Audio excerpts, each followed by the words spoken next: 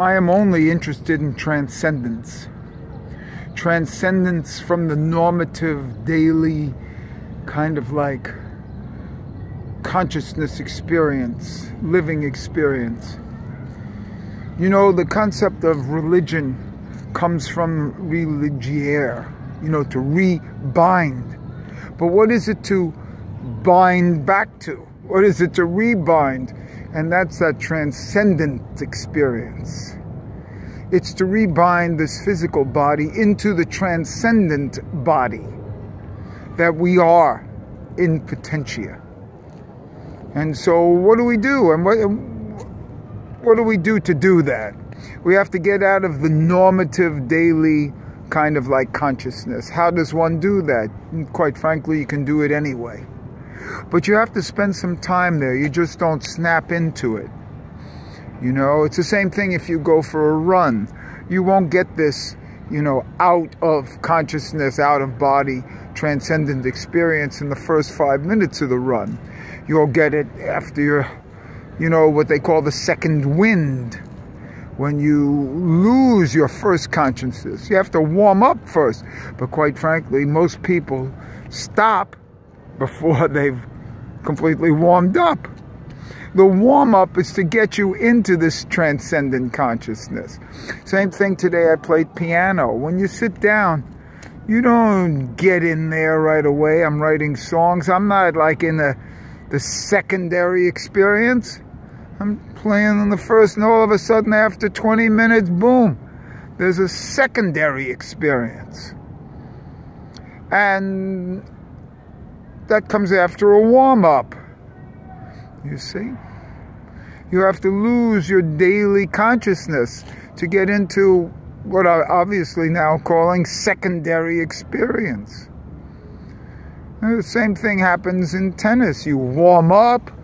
Even if you watch the great players, they play a few games. Sometimes they play a set in a match until they enter this secondary experience.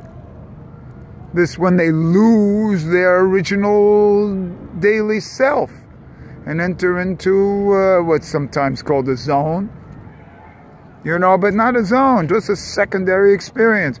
Now in Judaism, it's suggested that your prayers are 3 hours in the morning, 3 hours at night, in the afternoon, and 3 hours at night. What does that mean, to take 3 hours for a prayer?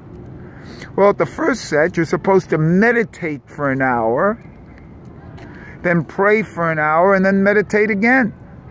Well, what does that mean? That the first an hour of meditation is before you can even get there. That's it. You wake up, it's like daily.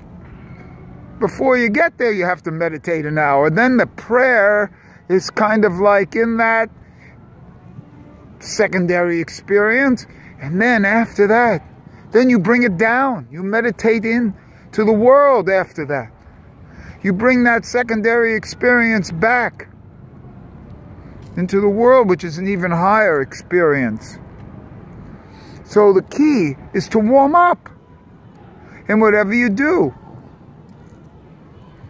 Don't expect these changed thoughts to occur when you just start out, before you have a sweat, so to speak. You see?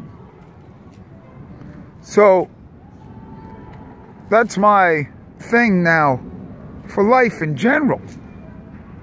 I want you to do that every day, because I try to do it every day. It's the same thing when you sing. Singing is considered a secondary experience because the normal experience is this talk, you see. And you can get into the secondary experience by this talk, because I'm starting to get there now. So whatever you do, you see, got to warm up into it. Music is that way. Singing, talk, reading, anything. Writing, when you start off writing in the day, all of a sudden after 20 minutes, boom, boom, boom, boom, and then you get into a whole real deal. Isn't it the same thing with what they call foreplay?